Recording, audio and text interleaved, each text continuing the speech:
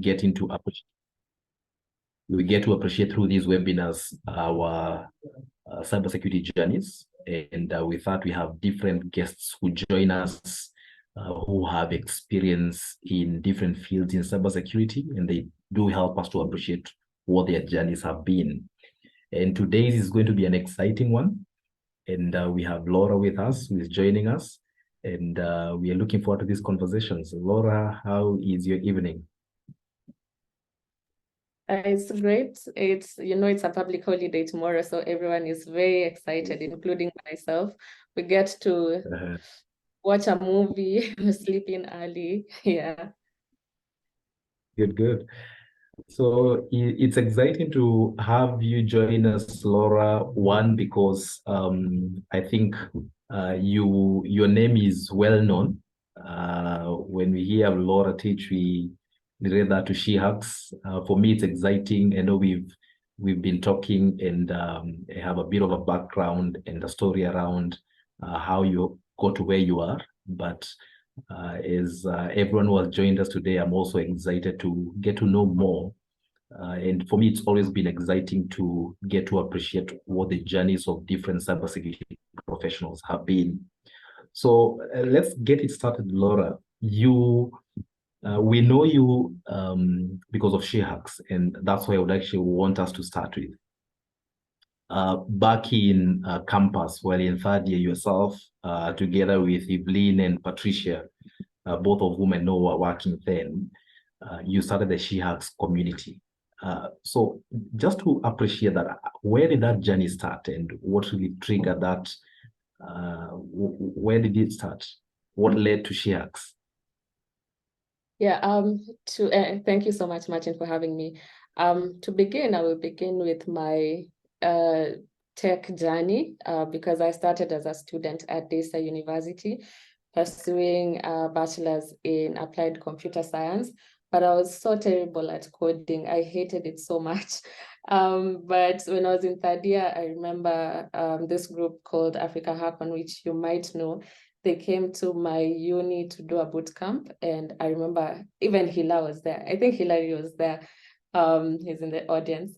And we did the first boot camp, and that was my first time interacting with a Linux terminal, and immediately I knew this is what I wanted to do.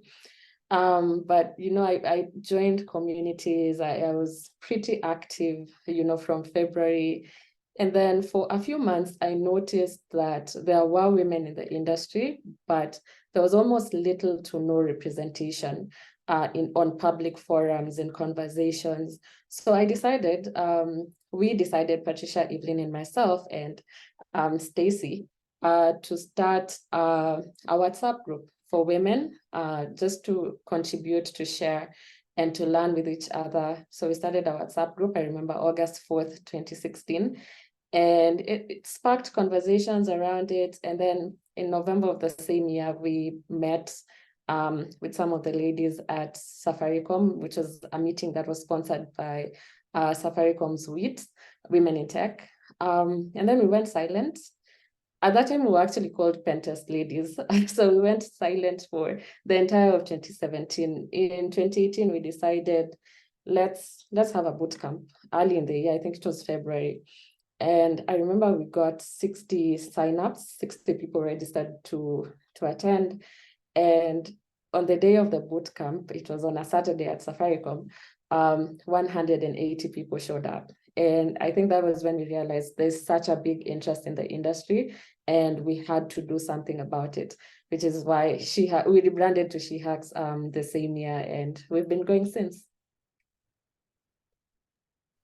So interesting. So has the focus been on ladies as you're starting? Has that transitioned to both male and female? How has that been? So the basis of SheHacks is we want to give platform for women because, as I mentioned, we're shut out of conversations. So we do have a bias for women, but because we have experienced a lack of representation, we do not want to do that to anyone else. We have our campus, our SheHacks campus clubs, And, we get male students approaching us and asking how they can join SheHacks. Of course, we are not going to turn them away. One of our other goals is to bridge the skills gap. Besides bridging the gender gap in the industry, we really also want to bridge the skills gap. And so we open up SheHacks to anyone who wants to learn. Again, we do have a bias for women, but we provide training, networking opportunities, mentorship to everyone who is interested. Okay, thanks for that, Laura. There are those of us who are joined in here, like I know Victor, who is a student, and one thing I would like you to help us appreciate is we start our cybersecurity journeys from different backgrounds. Some of us it's because we joined a conference, others it's because they are part of a tech community. Did you always know that you would pursue a career in cybersecurity? Not at all. My hope was I would finish my degree and go back home and become a farmer. So this is something that caught me very off guard when I got an opportunity to work in cybersecurity.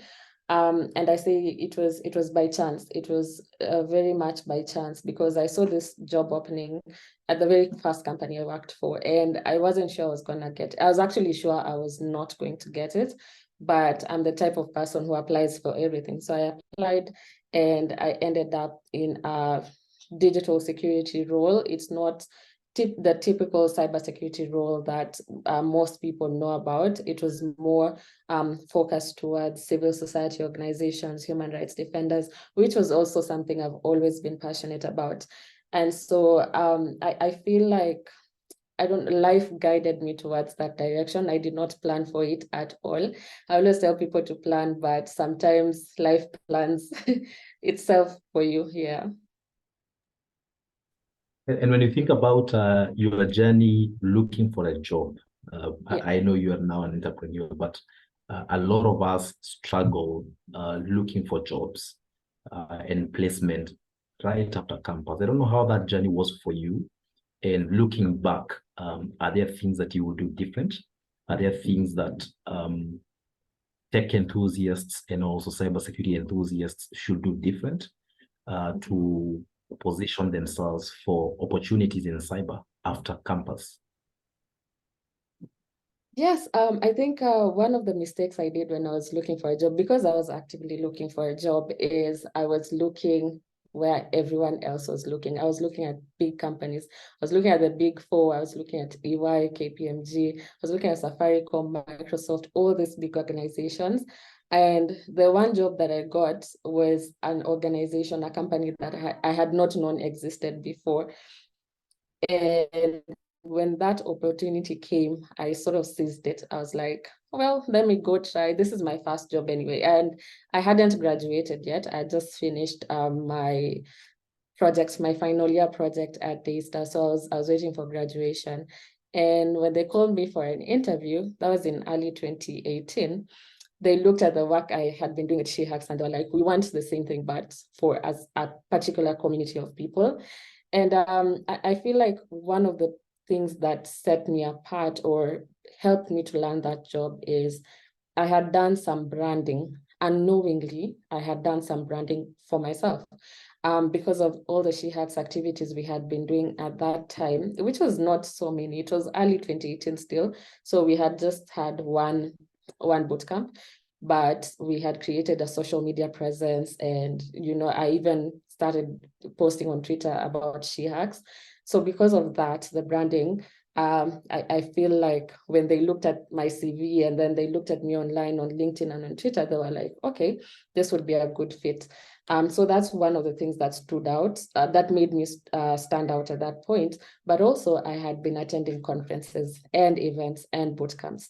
I was very active on WhatsApp groups. Hila can tell you, we were joking around. I was part of the community. I made my presence known, and so it was it made it easier for me to land a role because I was sort of, maybe they didn't know me, but I was familiar by that point. They will see your name and say, I have seen this person before. So I feel like branding played a very big role in helping me pursue this career. Okay, and by branding, are there specific platforms that those of us, when I look back at my career back in the days in campus, I didn't even know there was something like LinkedIn. Right now, there are specific platforms that you would recommend or practical ways that somebody who is in campus can do to put themselves out there. Yes, I would say for me, I only have two platforms that I use, LinkedIn and Twitter. And even back then, those were the two that I was using mostly for my career. Everything else was just for fun. Facebook, Instagram, whatever other platforms, that was for fun. But when it comes to career development, I feel like I situated myself through, all the things that I was doing on Twitter and on LinkedIn, the connections I was making. I would follow people, I would connect with people on LinkedIn. If we were having something coming up, I would DM people, just cold emails and cold messages out of nowhere. I would DM them, explain to them what we are doing, explain to them about our community. So for me, I'm pretty old school, and I will always say LinkedIn and Twitter. Unless something changes in the next few years. But currently, those are the only two platforms I'm on, and it's working out pretty well for me. Something interesting that I didn't think about, Laura. You told me that back in 2016, as you're starting your very first talk, I want to take you back to your very first talk, because there are those of us who are in campus and they dread speaking. And part of branding is you have to position yourself. And in one way or another, I think it might be through writing and blogs, but I think at some point you will need to gain some confidence and communicate your skills and your science, as we say. How was it for you when you began that journey and standing before audiences? How has the journey been in building confidence? The first time, I was so scared. I was honestly, until to this day, I actually struggle with social anxiety. So it's something that I have. I avoid social situations. So putting me on a stage, that was almost like a death sentence. I was literally almost crying. And I remember it was Bright and Jade Solomon, they were there and were like, just do it, just do it. It's just 10 minutes. Just stand here. We'll start. And they stood beside me actually, because I was shaking and you could feel from my voice that I was really, really scared. And I remember that was on November 12th, 2016 at the Akira Chicks Women in Tech Conference. And I said, I'm never going to speak again in my life. And then in 2017, I did a Google Developers Group Rift Valley, and Evelyn was standing by my side as well. I think I only spoke for 5 minutes and I let her do the rest. And then I remember when I got my first job in 2018, I was asked to go do a training in Zimbabwe, and it was 20 different organizations I was training. So I was going to each office. So it was 20 different trainings in a span of 10 days. And the first one, I was so scared. But by the third one, I was so used to it. And I feel like that's what gave me the confidence, because I was so tired, speaking, you're in this office in the morning, this one in the evening, and it's like 3 hours training each for 10 days. So you're doing 20, and then you have one major conference after that. I feel like by the third one, I was just like, let me just speak and get it over with. And I'd like to say I was baptized by fire because I just had to do it. I had no option. It was just me. I went by myself. So I had to do what I had to do. And it's been easier. I'll tell people that it does get easier. It does get easier. Like any other thing in life, practice makes almost perfect, because you can never be too perfect. But just keep practicing and you'll get better at it. Okay, keep practicing it. Yeah. How do you prepare? You've been called in to go and speak. Is there anything that you do now that is different from when you began? Yes, I actually, when I create a presentation and I do the speech for myself in my house or in my hotel room, wherever I am, because if I'm given 20 minutes, I have to make sure that I do the talk in 15. And I always say it's because things can go wrong on stage. So if you have 20 minutes, you don't just plan slides and say, oh, I'm going to talk so fast that it will end in 20 minutes. I feel like that's what has worked for me. If I'm given a specific time, even if not, I will go through my slides. I will see that, they make sense. And I would practice. I just practice. But sometimes I've done the talk before over and over again. So I don't really necessarily have to practice, but I'll go through the slides always before my talk. So it does get easier with time. Very much so, yeah. Okay. You get to interact with a lot of young people, Laura. And Yeah. I think that gives you an edge in terms of getting an appreciation of what is needed for somebody who is starting a career both in tech and in cyber. Looking at how your journey has been, I think you told me that you had a big interest for mathematics and physics, and sort of that pushed you towards cybersecurity. Yeah. What do you find is the journey for a lot of the young people who are getting into cyber? Do they have an interest in tech first? And is it mandatory for you to have an interest in tech or some fundamentals in tech? Generally, I would like to get an appreciation from you, from the large community that you have at SheHacks. What do you find as the common denominator, if I may call it, for those who are getting into cyber? I do think that in Kenya, compared to more developed countries, we tend to start from a background in tech, because some people actually go and discover tech. Some people might discover tech in high school, but a majority of the people will find it in college. And due to our education system, the government decides for you what you're going to study. So you'll get, you have an A- or an A, and they decide, oh, you're going to pursue a degree in IT. And from then, or other students actually go and do this computer packages right after high school, and so it gives them a background in tech. And then once they get to interact with people in cybersecurity, that's when they develop an interest in cybersecurity. Unfortunately, in Kenya, especially when I was first starting out, we didn't necessarily have a platform where we could learn about cybersecurity. It was very rare to find people talking about it. And so the only way you could be exposed is if you were in school studying computer science, and then they introduce a unit in cybersecurity.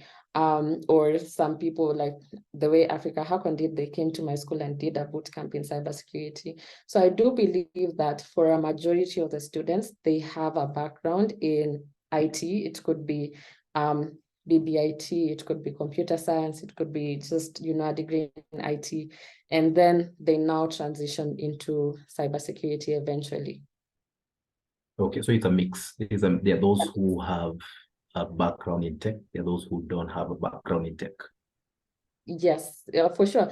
We have one of the best cybersecurity experts in Kenya. His background is in architecture, actually. So cybersecurity is something that is self-taught for him.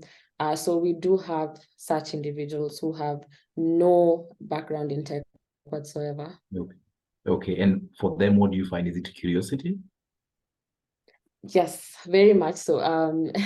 Because first of all, movies. For me, movies is what introduced me to cybersecurity, the concept of cybersecurity. I didn't even know that was the term that was used. I didn't know that was a career that you could pursue outside of, say, CSI and the FBI, because that is what movies show you. So yeah, they do develop an interest due to the media that is presented to us in the form of TV shows and movies. And also for some people, especially now, people are so lucky. There are so many events out there, whether virtual or physical. There's so many accessible events that people can attend, and they get introduced to cybersecurity and then decide from there if that's a career they want to pursue. Okay.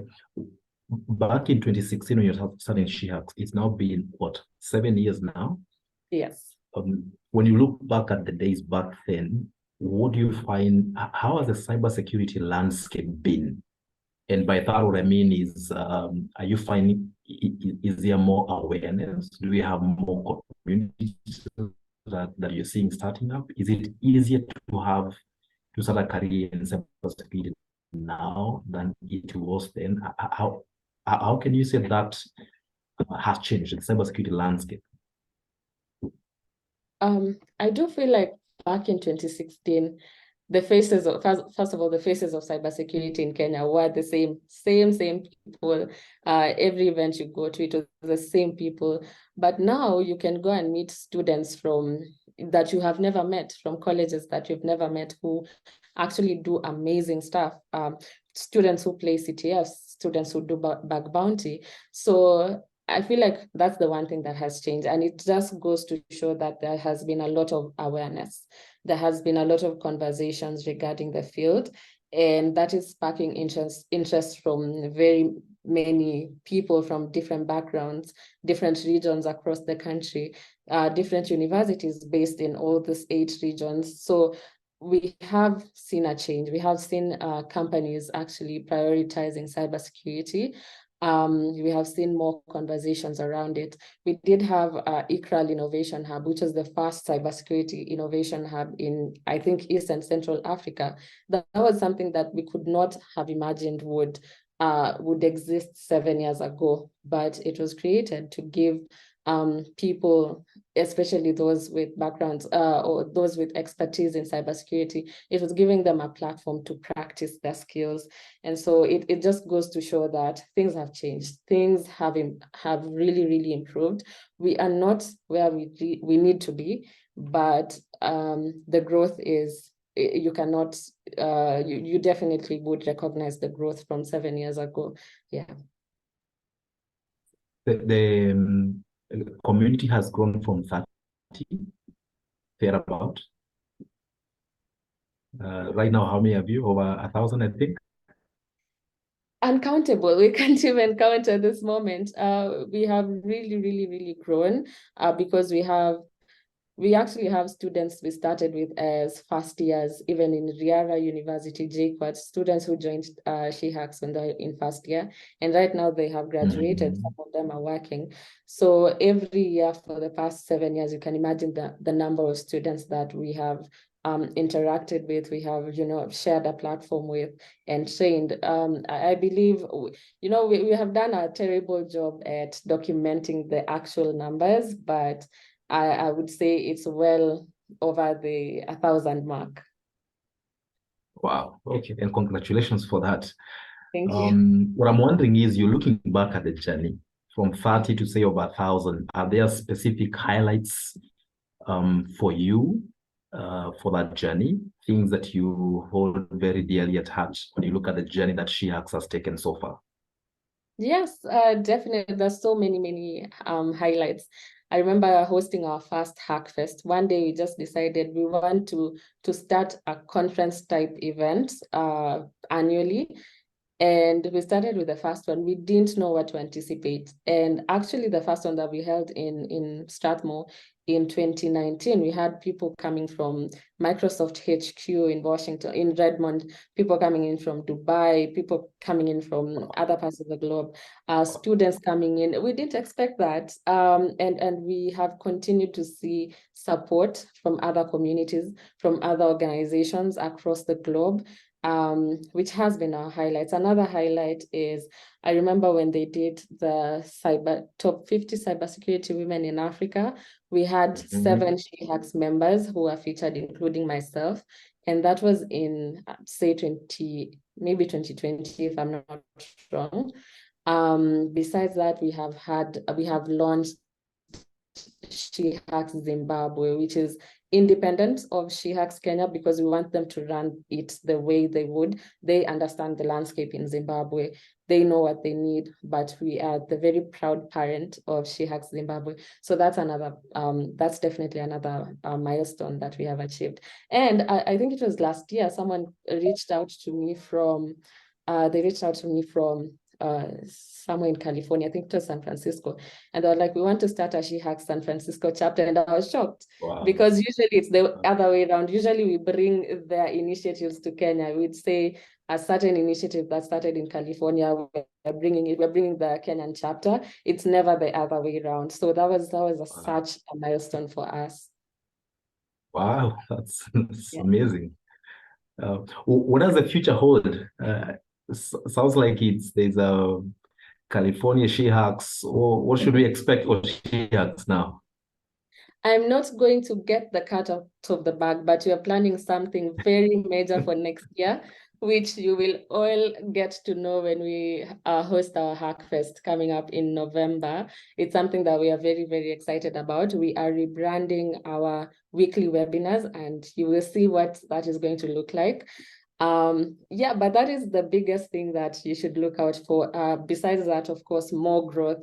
We're trying to reach out to way more colleges than we have. Go into Northeastern, go into Northern Province.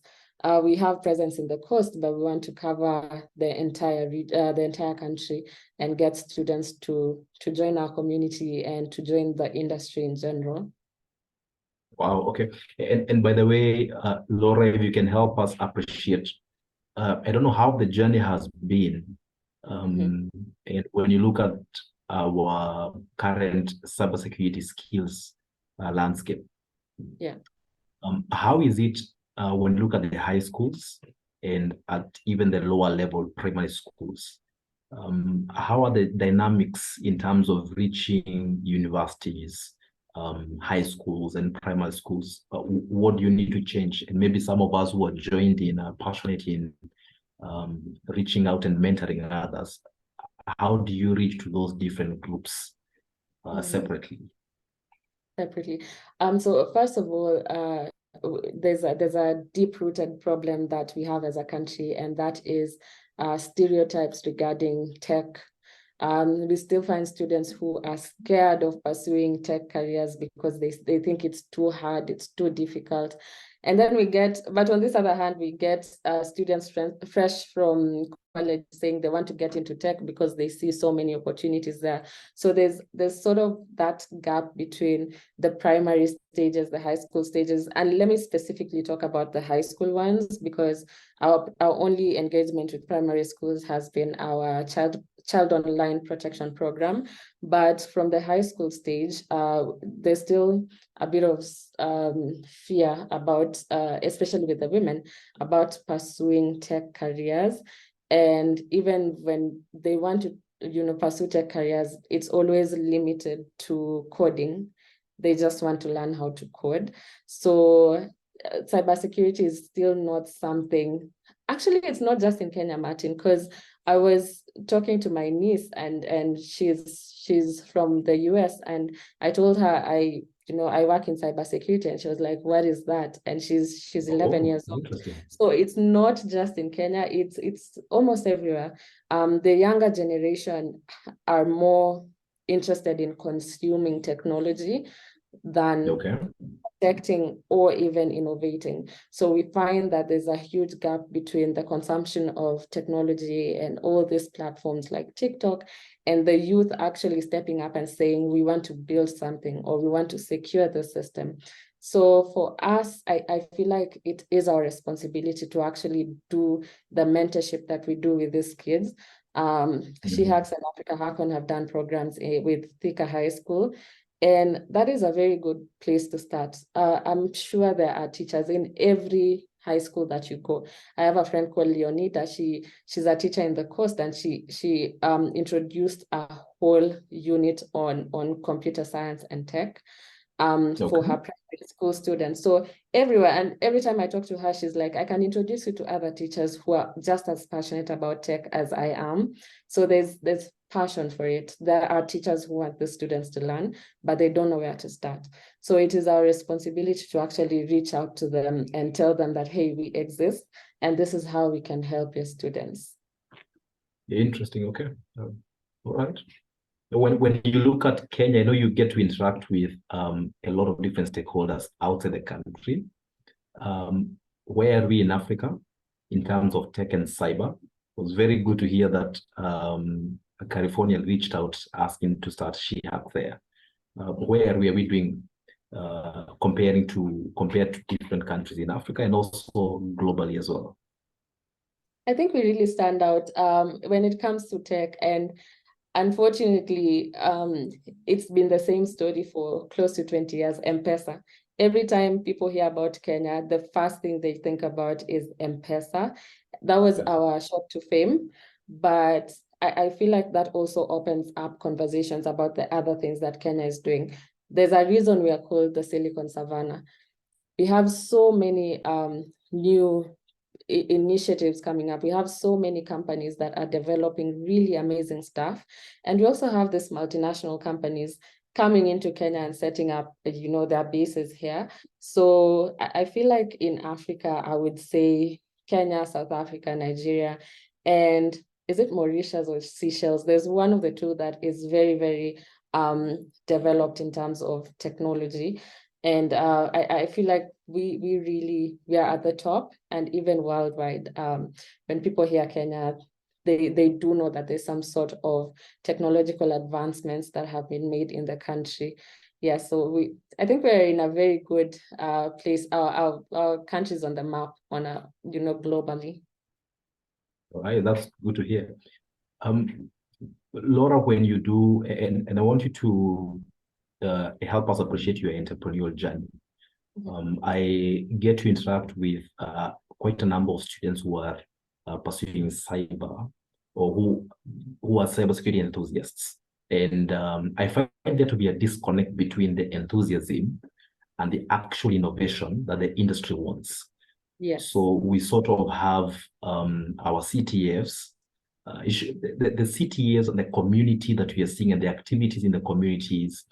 I think it shows there's a lot of enthusiasm. I don't know from your experience, how do we convert that to solutions that we are seeing that are going to solve actual problems in the country? And an example is, for example, we had a recent denial of service attack that targeted a number of farms and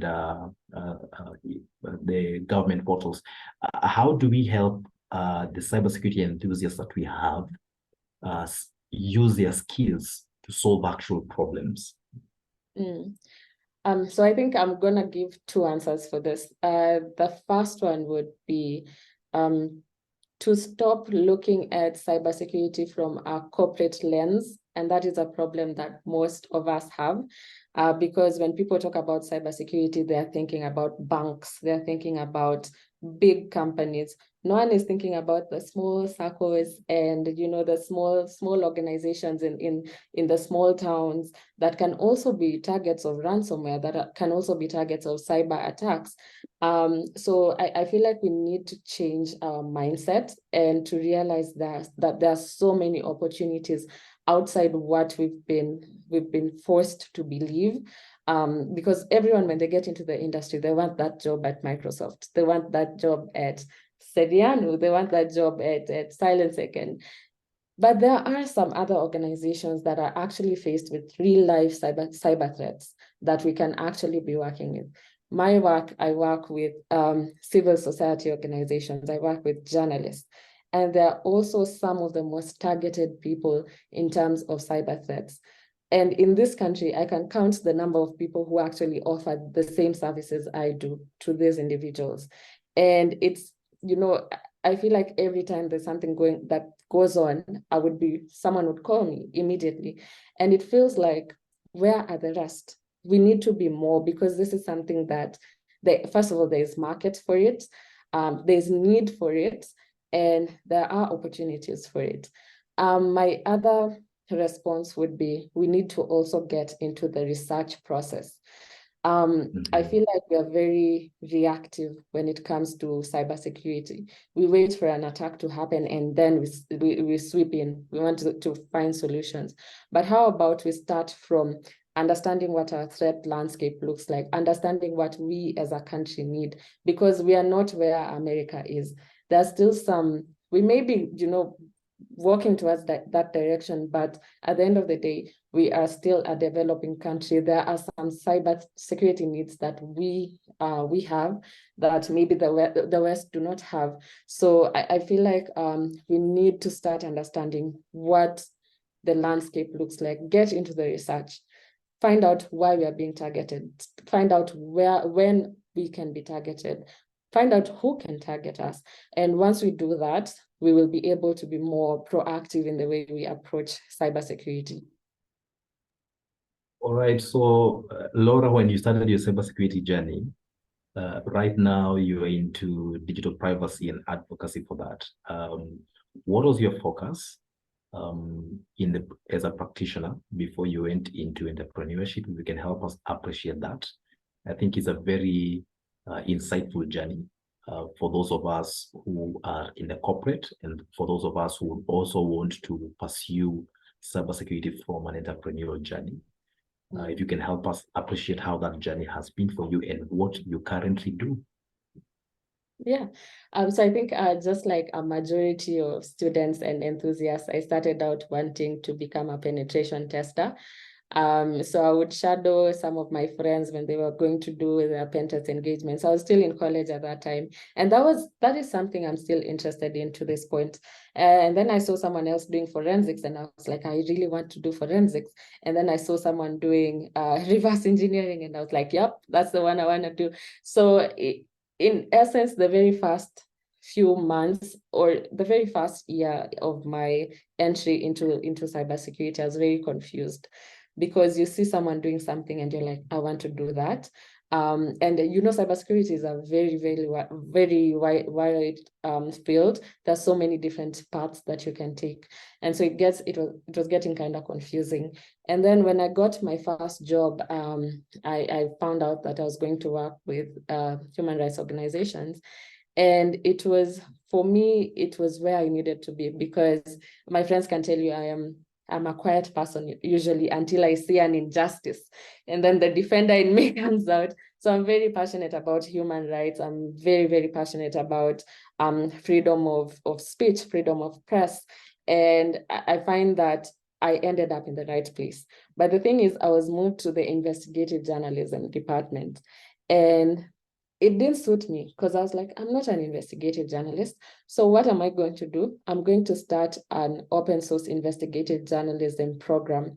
And so we ended up setting up something called iLab, not that iLab. This was called Investigative Labs in 6 different media houses in Kenya, where they were using their skills. They were using OSINT actually basically to gather information, to create news, to do an investigation. And I felt like I can actually use my skills anywhere I go. I'm passionate about cybersecurity, but it doesn't limit me in what I can do. Cybersecurity can be used anywhere in any field that you want to. So for me, I think I learned very early that I should not limit my potential.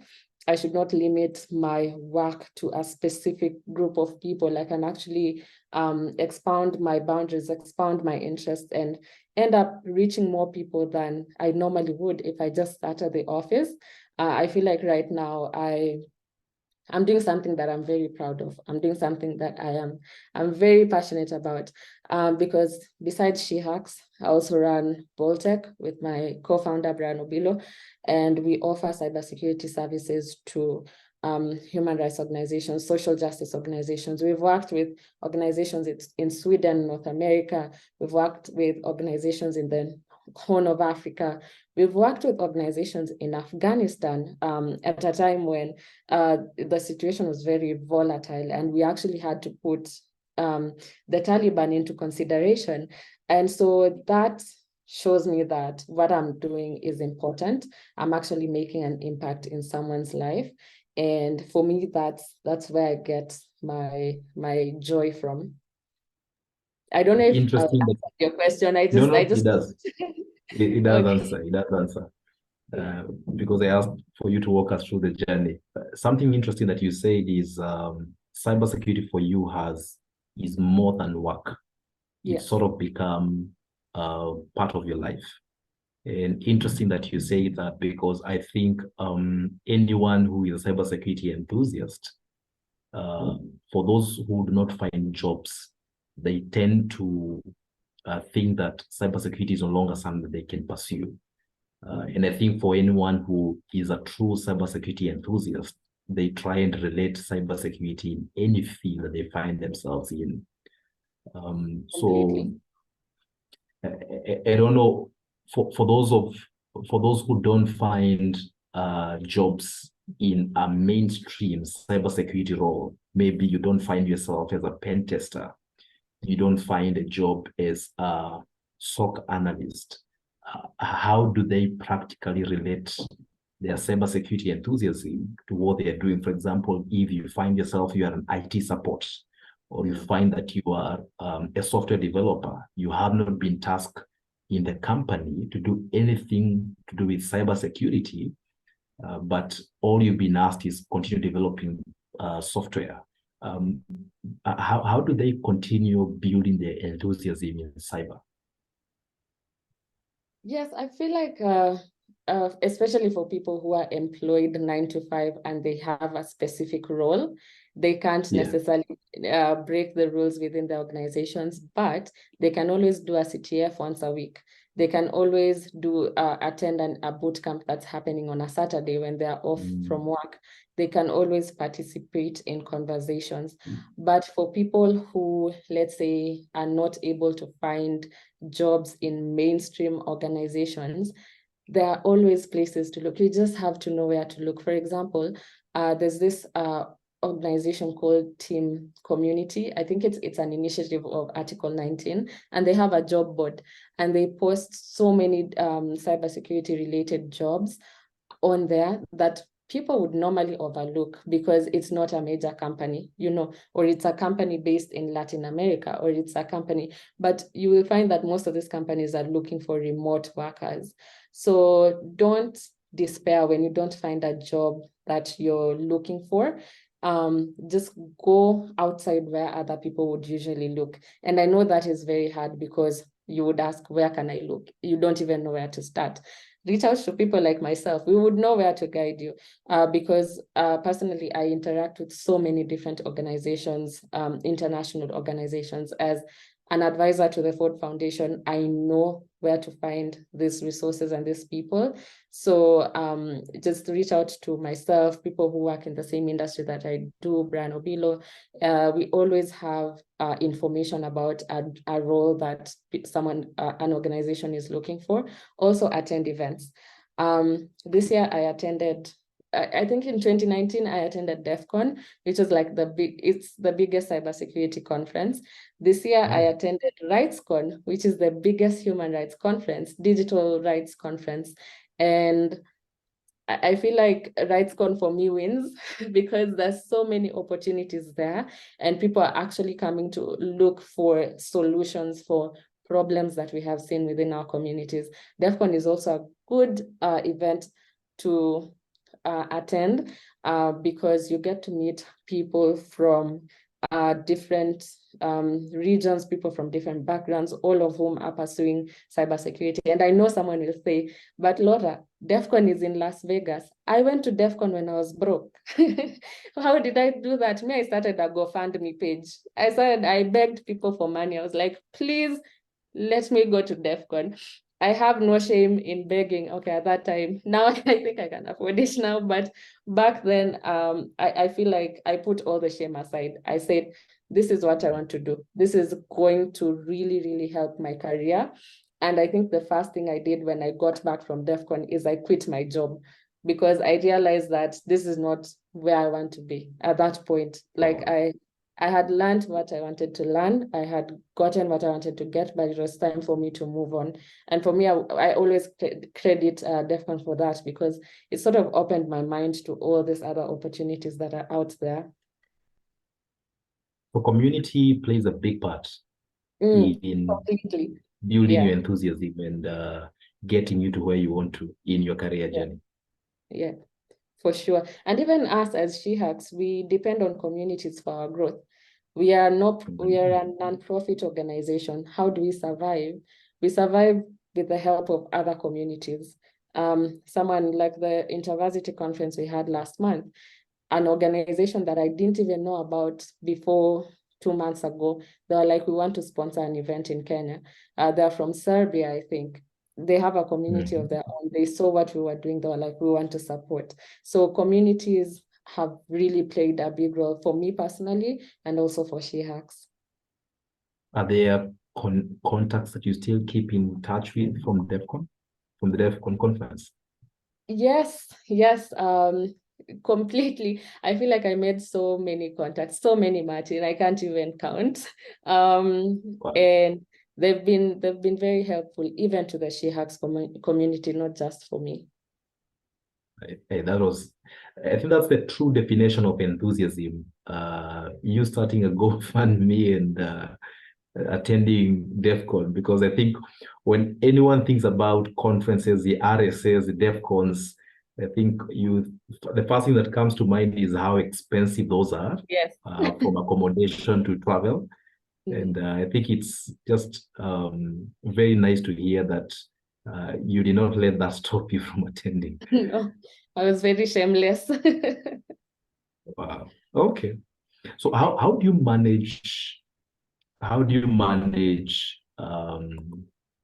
SheHacks as a community of over 1,000? How do you manage what you're doing at your farm? How do you manage life? What we call work-life balance now as an entrepreneur? Oh man, I think the social life is suffering so much, but for the rest of the things, because I do a lot, because I have three major roles that I have to work on. And so for SheHacks, I'm grateful because I have an amazing team. And so we share duties, we delegate roles, which makes it so much easier for me. It could not, that was not the same like three years ago. 3 years ago, it was just me, Patricia, and Evelyn doing everything. But now we have a team of 6 who they carry some of the work and make it so much easier for us as the co-founders. For my team at Boltec, I also have a very amazing team, and we do share responsibilities quite well. It has worked perfectly.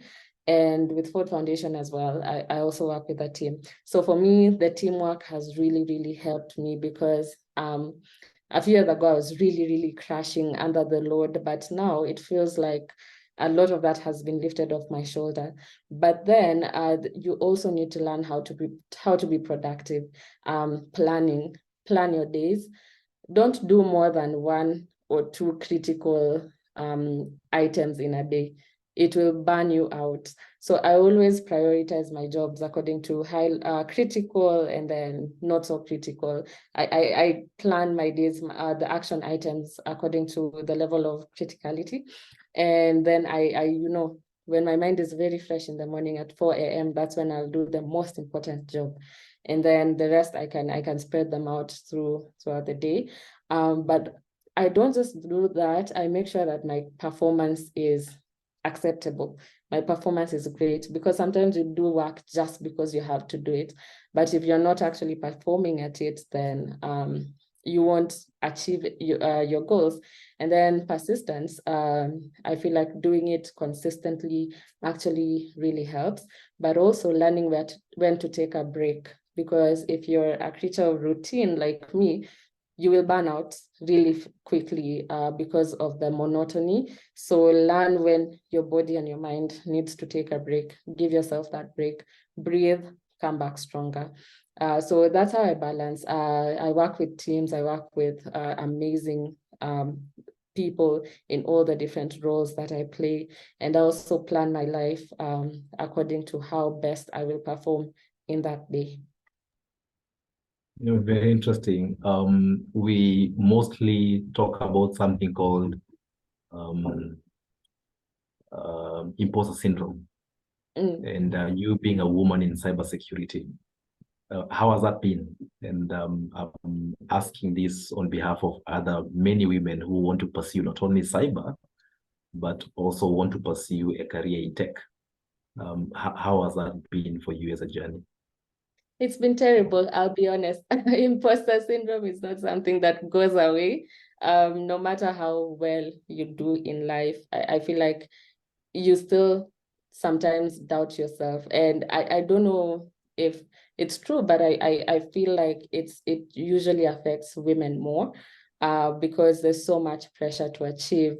If you're given a role and you don't achieve that particular thing, then they will say women can't do this. You don't have the luxury of being one person. You represent a whole gender. So for us, for me personally, imposter syndrome has been a big, big problem. But I always say it's okay to not be confident. It's okay to be worried, but just don't let that worry consume you to a point that you're paralyzed and you can't move forward. Learn, make it a learning opportunity. I also always say people will forget that you messed up. If I talk something today and I say something wrong, I will beat myself about it and be like, why did I say that? Why did I say that? Or if I'm part of a webinar and someone, let's say, is not very kind to me, I'll be hard on myself. I'm like, why did that happen to me? But I have to keep telling myself that people are living their own lives. They forgot about it as soon as it happened. They probably talked about it the next day and then they moved on. So stop being too critical of yourself.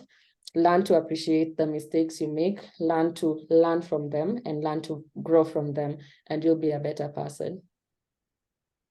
Interesting. Okay. And how do you keep the drive and the momentum? You talked about consistency. And I think consistency at some point there are times when you feel you don't want to move on, you don't want to continue. What drives you at such moments?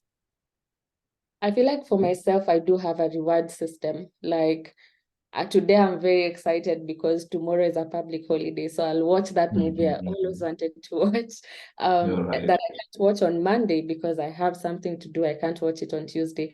So for me, I have a reward system, and my reward system is just one movie or one book that I can watch after work, after I've achieved my tasks for the week. I can actually sit down and be like, okay, now I can watch a movie without any worry.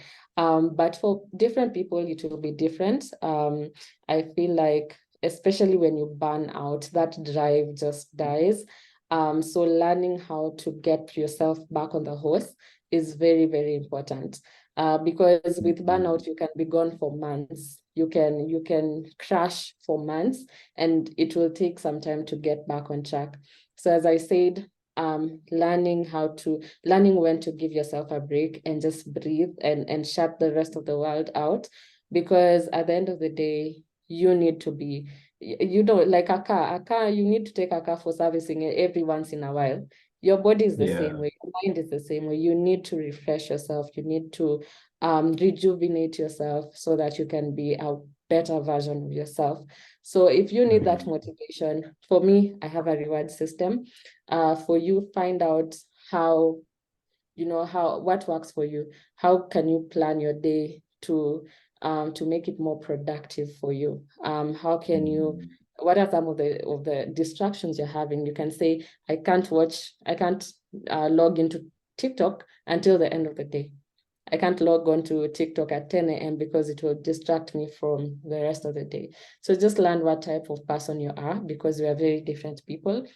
Learn what works for you and plan your productivity around that. Interesting. I think some of the takeaways from this session for me is, number one, I think, do you consider yourself an introvert? I am very much introverted. You are? Yes. So I think one of the takeaways from our conversations is sometimes when you see people who lead and people who are on the stage and vocal, I think the assumption is that they are extroverted. And I think that in a way limits those who are pursuing careers that might put them at such stages. And I think this, for most of those who are pursuing such opportunities and such career domains in cybersecurity, I think this is very encouraging, Laura. to hear that as much as you are introverted, you have pushed yourself. And that for me was, again, very encouraging, just to hear that, again, you can't just listen to yourself and you not wanting to do something. But I think the more you do it, you've told us it gets to a point where you get used to it. Yes. That I think was another takeaway. You also, the bold move of you resigning from your job to pursue something that you like, as you are winding up. I think that's something I would like you to help us appreciate.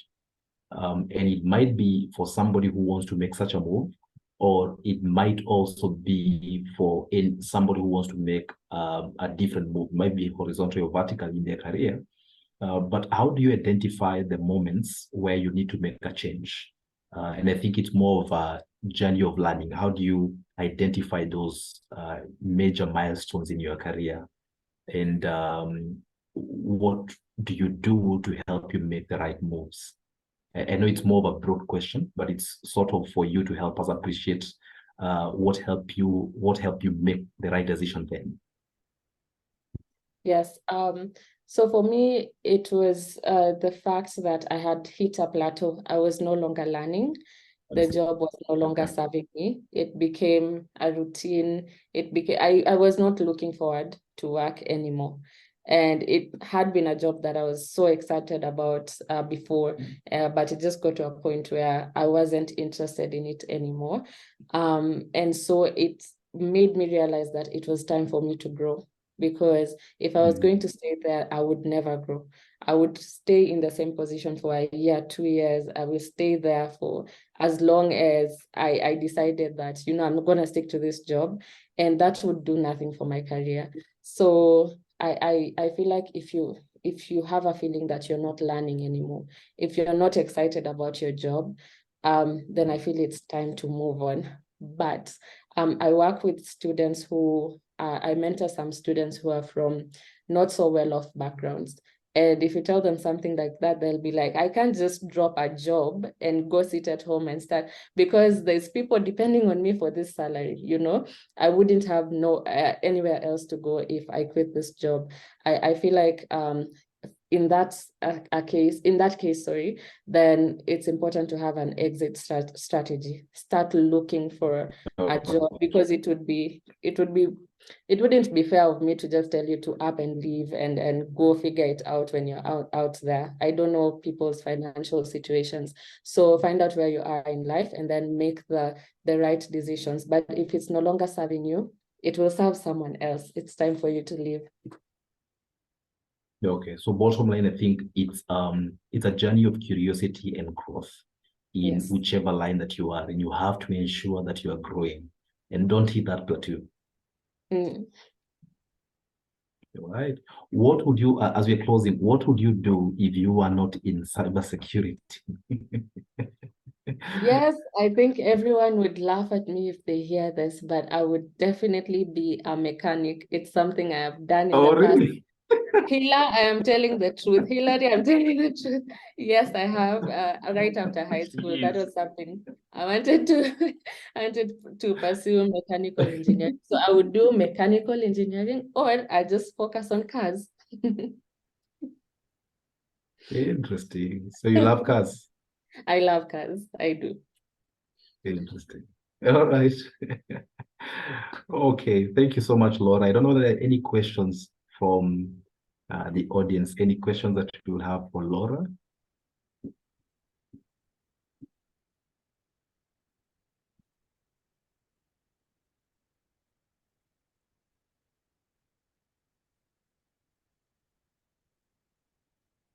Any questions for Laura?